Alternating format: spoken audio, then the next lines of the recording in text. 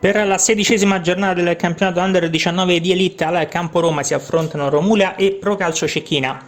Subito in avanti la formazione di casa che trova il gol del vantaggio al terzo minuto del primo tempo. La rete la mette a segno D'Andrea con il destro, entra in area di rigore, mette la sfera sul secondo palo dove non può arrivare il portiere avversario. 1-0 al terzo minuto, Romula in vantaggio. Al 25esimo altra occasione per la formazione di casa, stavolta con Dubessé su assist di D'Andrea.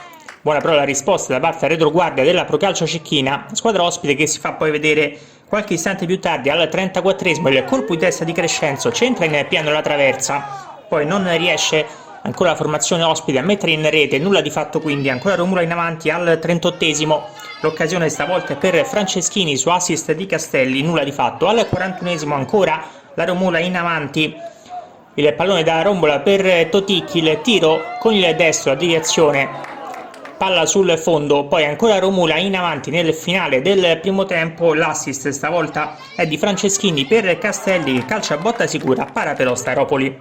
Con l'immagine andiamo alla ripresa, prima emozione al sesto, arriva il gol da parte di Castelli di testa sotto misura, gol del 2-0 della Romula che mette così nel cassaforte il risultato, ma poco più tardi al decimo arriva il gol capolavoro di giornata su assist di Dubessé dalla destra. La splendida mezza rovesciata da parte di Toticchi, palla in rete e gol del 3-0, rete capolavoro del numero 9 della Romula al 10° minuto del secondo tempo.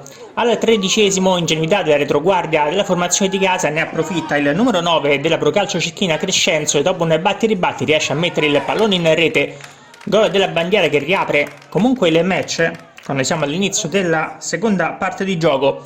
Al 36esimo ancora Romula in avanti, qui la traversa colpita da Dubessé con il destro. Un minuto più tardi ancora occasione per la Romula, qui prima Dubessé che non riesce a trovare il tempo per battere a rete, poi il retroguardia Procalcio Cecchina prova a liberare, il pallone arriva ad Andrea che calcia con il destro, palla alta sopra la traversa, ed è questa l'ultima emozione del match con la Romula che vince per 3-1 sulla Procalcio Cecchina e accorcia le distanze in classifica della Tor di Quinto capolista.